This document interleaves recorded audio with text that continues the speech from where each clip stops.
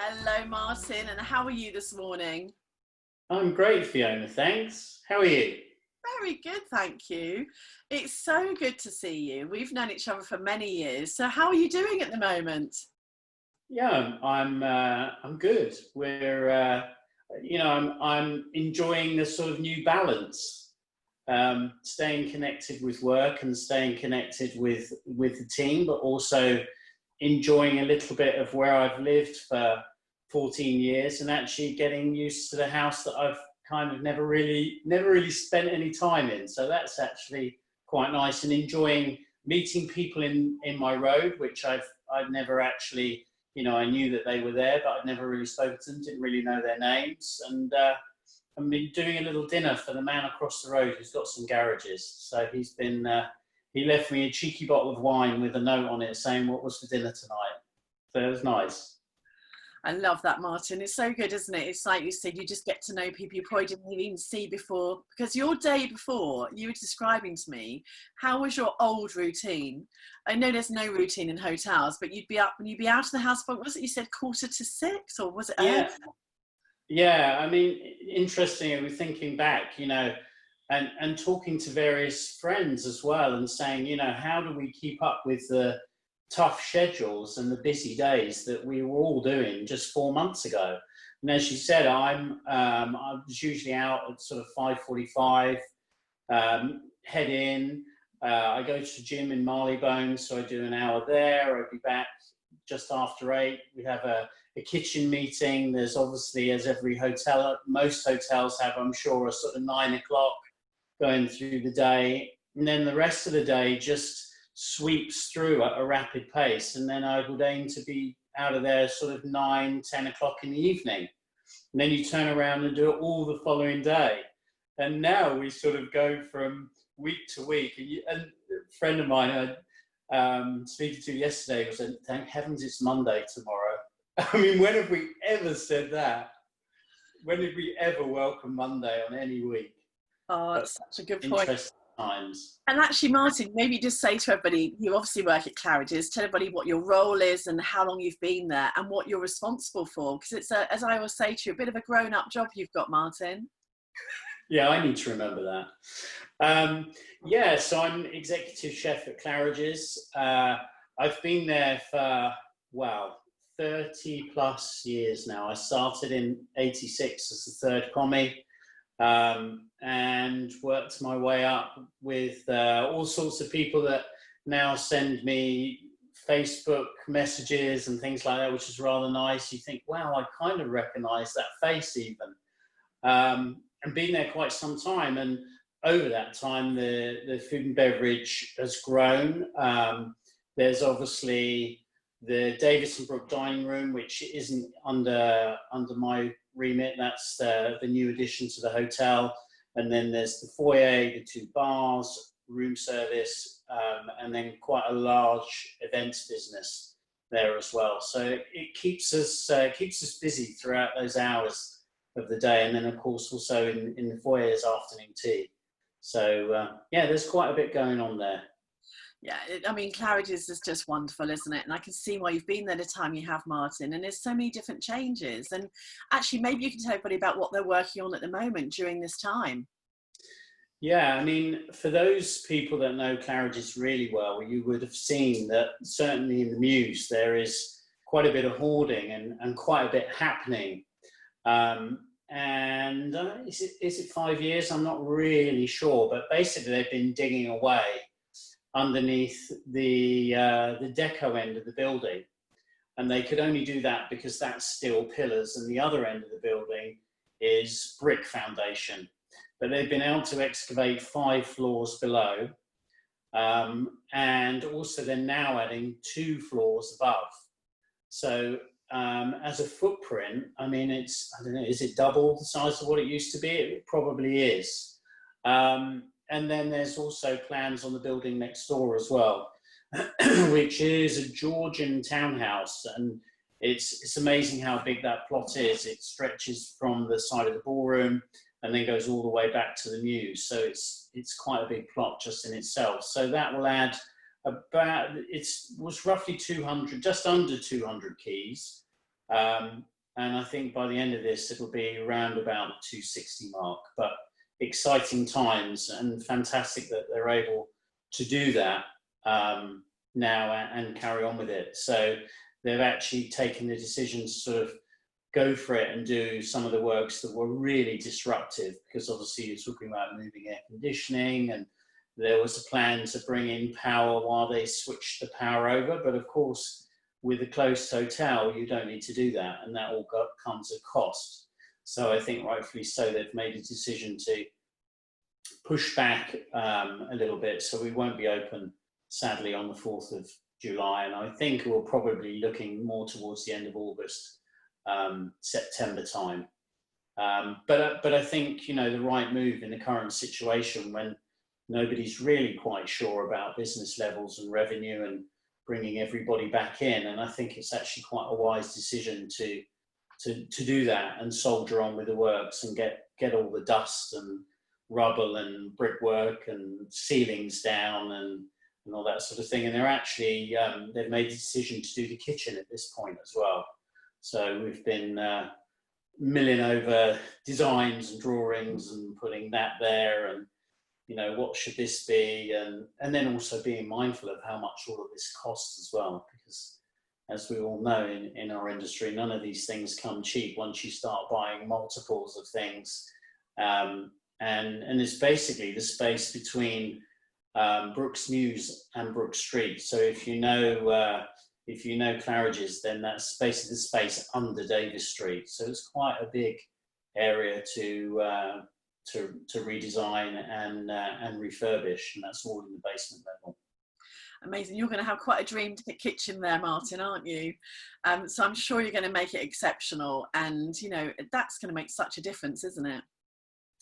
Yeah, I mean, it's at the point where it needs to change. I mean, the kitchen was originally done, it was actually started when I first started, which is 30 odd years ago.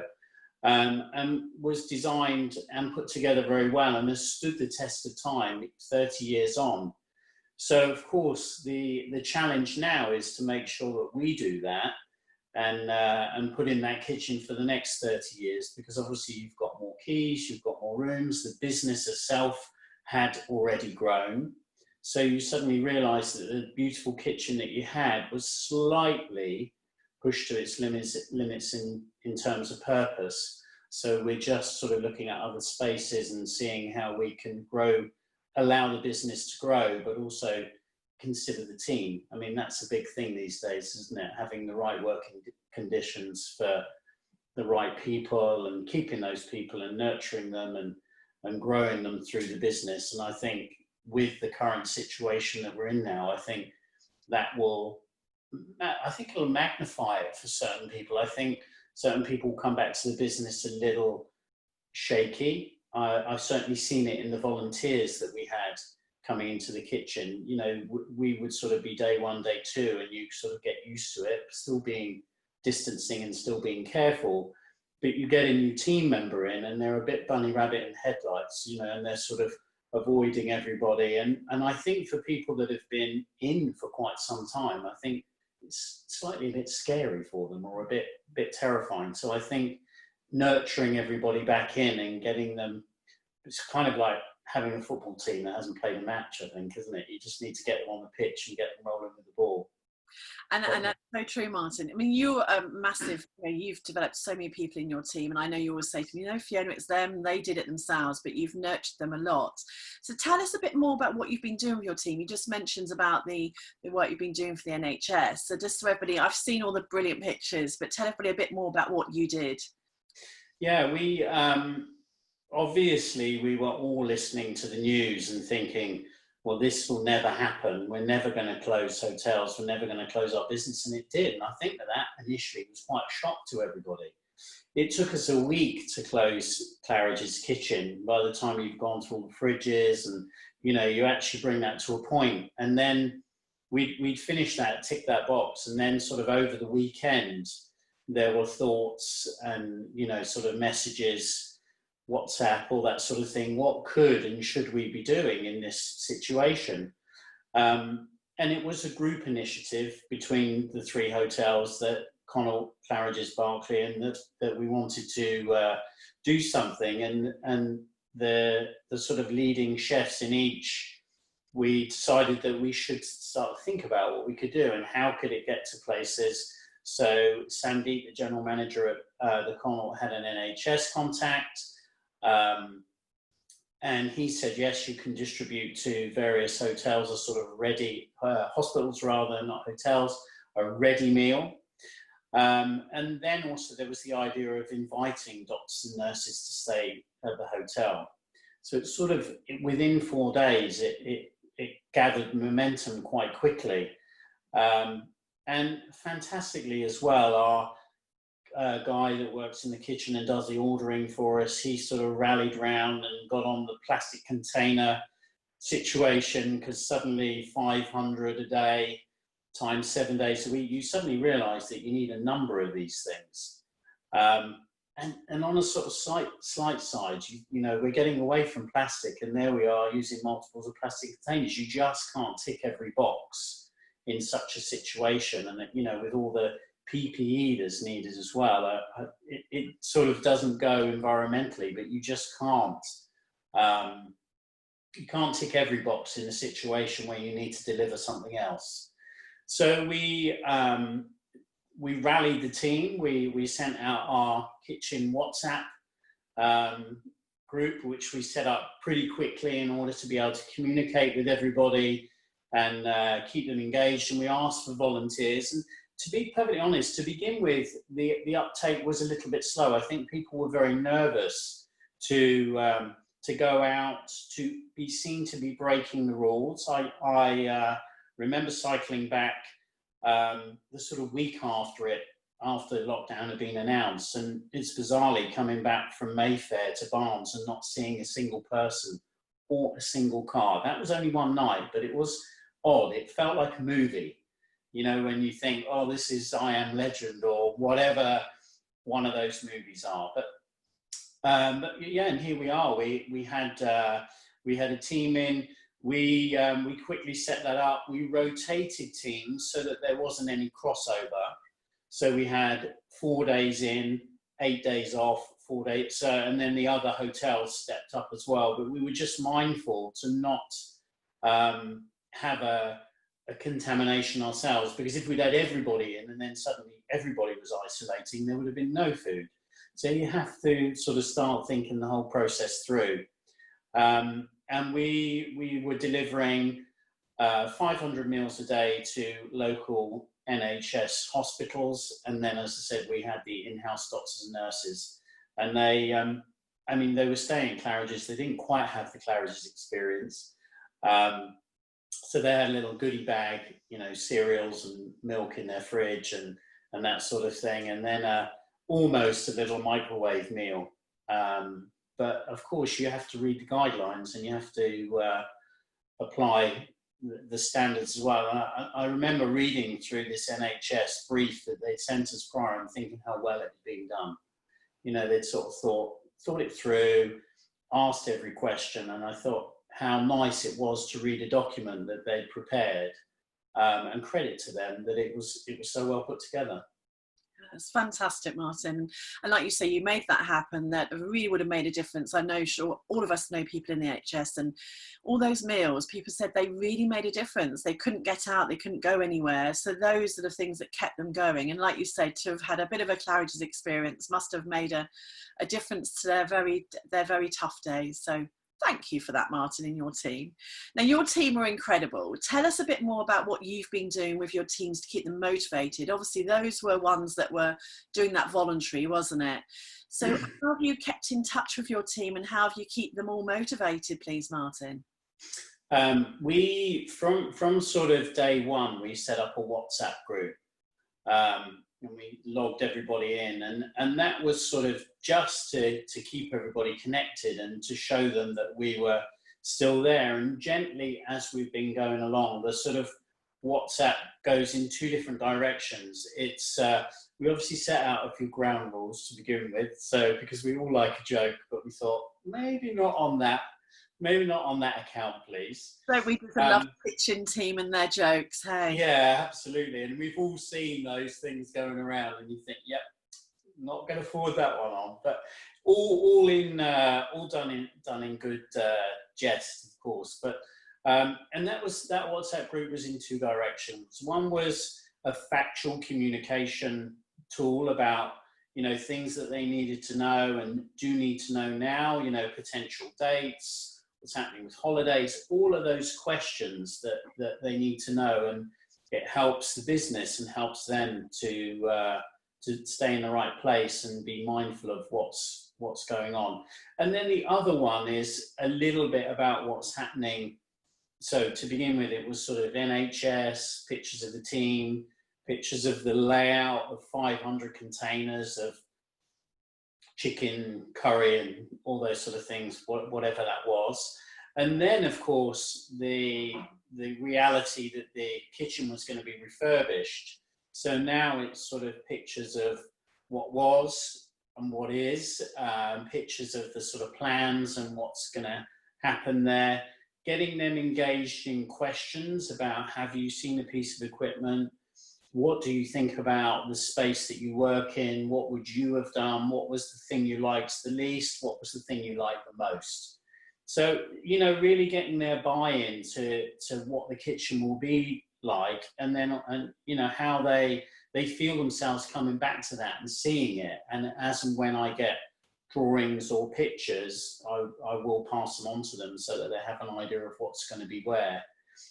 And then the other side of that is also as well, what have you cooked today? What have you been cooking?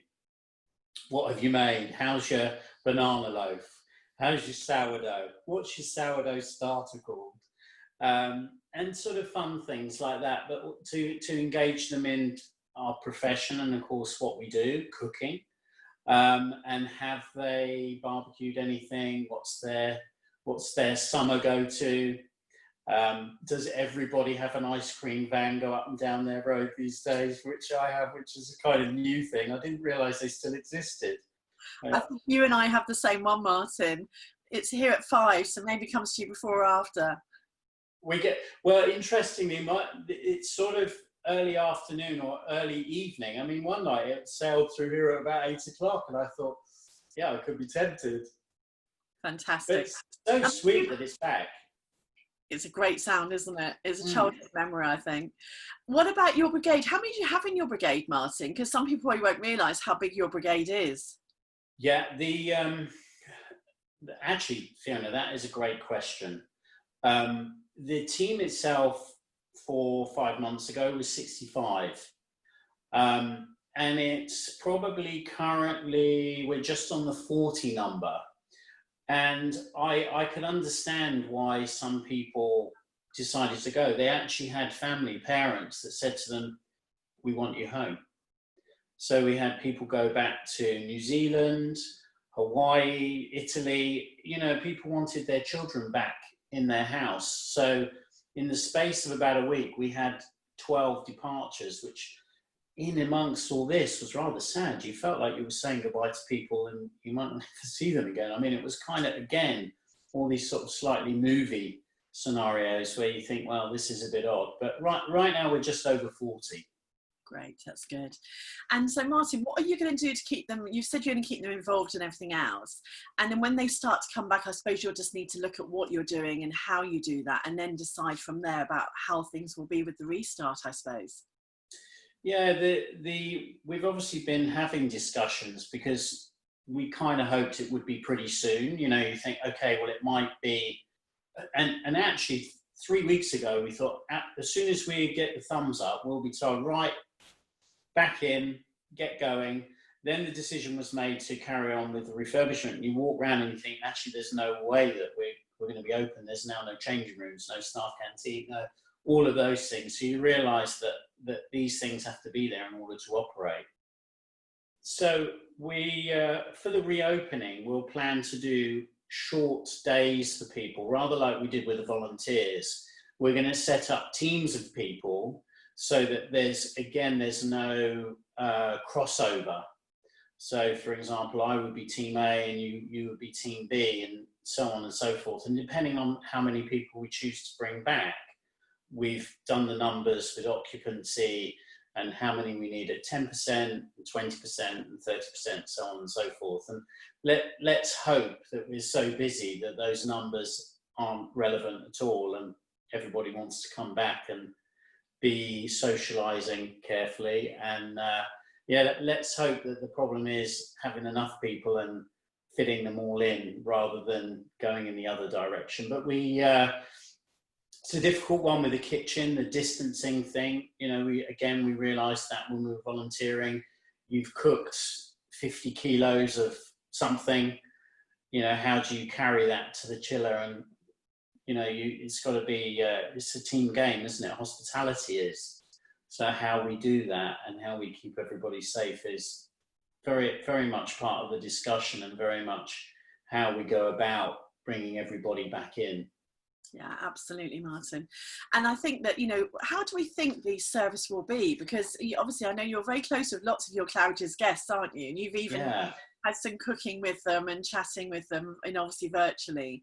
What sort of things are they saying to you about coming back, and what do you think they'll be expecting from service? I mean, as we know, this Saturday, restaurants are opening, aren't they? Hotels are opening. Yeah. And I've booked a table because I want to see what it's like, you know. What do you think? Good for you. Absolutely. I'm going to support our wonderful industry. I've booked in there straight away. So it's really important, isn't it? But what do you think people are going to expect from the service, from what you've heard so far from your wonderful guests? I think people want to go back to what they knew, and I think they have comfort in what they knew. And I think they sort of want to go back to that world that they knew and those spaces.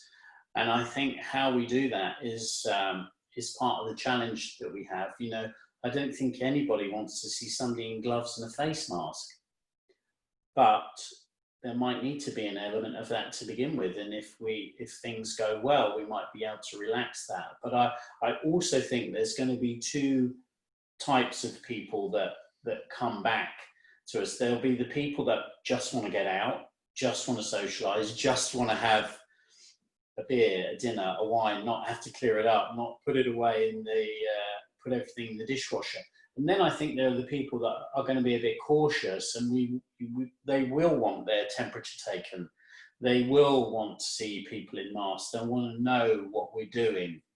And I think part of managing that is going to be the big challenge. You know, making those guests feel like we're back where we were 4 or 5 months ago, and then the other table over there potentially seeing that, you know, people are distancing and it's being managed in a way. And I don't have the answer for that right now, but I kind of think that is going to be the challenge. And I think with Claridge's, there will be high expectations that you do it well, which you always do, don't you? So you'll be thinking that through and getting it right, I'm sure. Yeah, the scenarios are endless. And I think, you know, as and when we do go back, I think that bringing everybody back in and thinking those things through is going to be part of what makes it successful. I mean, it's interesting as well, you know, kitchen pantries and service pantries, not big spaces. So I think, you know, that flow and that rhythm of everybody working. Also as well, I think because of the low numbers, I think it's going to give everybody a little warm-up time. You know, 10%, 20% is probably going to help get the machine oiled and then get it running before it steps up to capacity. And let's hope by Christmas, you know, we're looking at the sort of numbers that we know our business needs.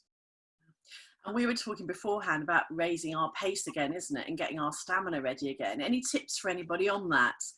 I said, I don't know if you'll be going back to your 5:45, but eventually maybe, isn't it? What do you think about us getting our stamina back and our pace back? Well, I mean, it's interesting. Again, volunteers, we've had a couple of people in, and they've been in sort of day one, and by 11 o'clock, they're like, blimey, this is quite tiring.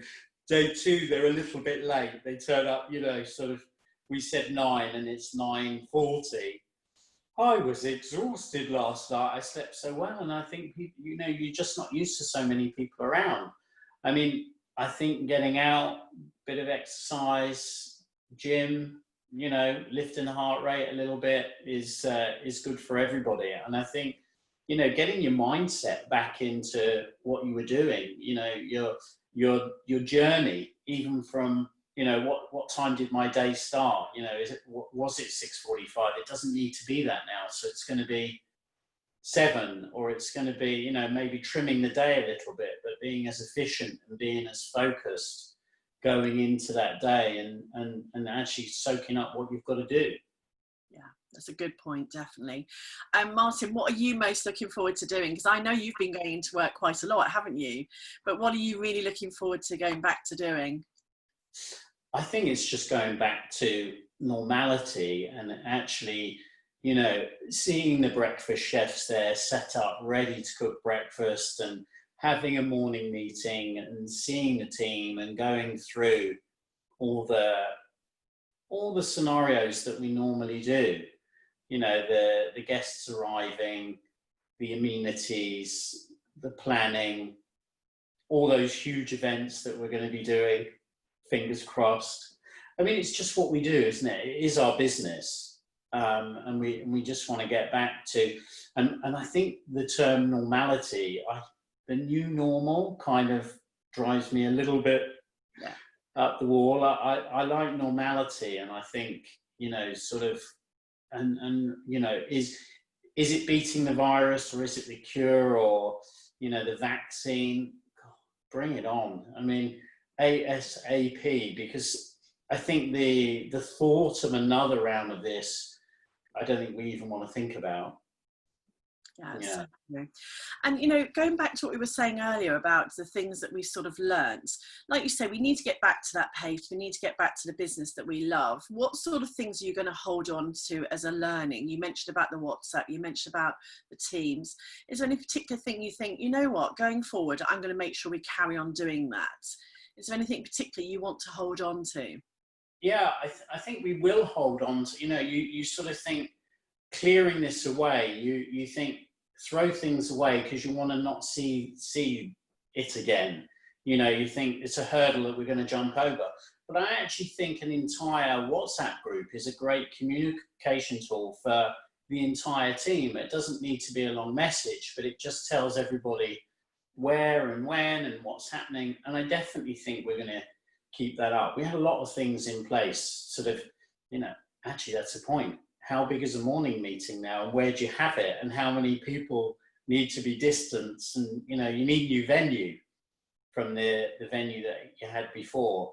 But I think it's just keeping the communication going with everybody and keeping that engagement with the team. I think prior to this, I think communication was maybe a little bit hit and miss, a little bit on and off with people. Interestingly, I thought you could always have a great text message conversation with a few people, and yet when you went to speak to them personally, they actually weren't great. And it kind of sort of tipped my head a little bit, where people can talk really well on their phone and on a message, but when it comes to sort of face-to-face conversation, they're not that great with that. So we'll pick that one up and drive that one forward. And that's so important. What are you looking forward to doing socially, Martyn? Although I think you're going to be quite busy the next few weeks, but what are you looking forward to doing socially? Yeah, I mean, I think it's just lovely to see people, isn't it? It's just lovely to connect with the faces that you haven't seen in a while. I mean, it's funny actually when you do a WhatsApp or a Zoom and you have a meeting with people and you go, "Oh, how are you?" Yes, they're like long lost friends. But I think when you actually get to see them as well, it's really nice to catch up with people, bumping an elbow, or the sort of whatever that hug is called now, where you don't actually hug them, but you just they feel like they've had a hug. And I think it's just nice to reconnect. Martyn, for our Storm Pods, we're really making sure we support charities. Is there a particular charity you'd like us to support for you? Yeah, I think a great cause that needs a little boost is the Royal Academy of Culinary Arts, but a particular branch of what they do, and that's a doctor school, which is educating young children in schools about food and about quality and product and all those sort of things that sometimes get a little bit forgotten. Fantastic. Thank you, Martyn.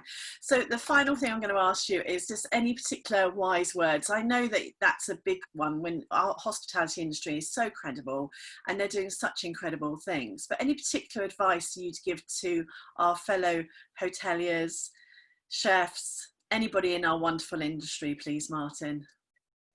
Yeah, I think we've just got to soldier through it, haven't we? I mean, it's the is it stiff upper lip?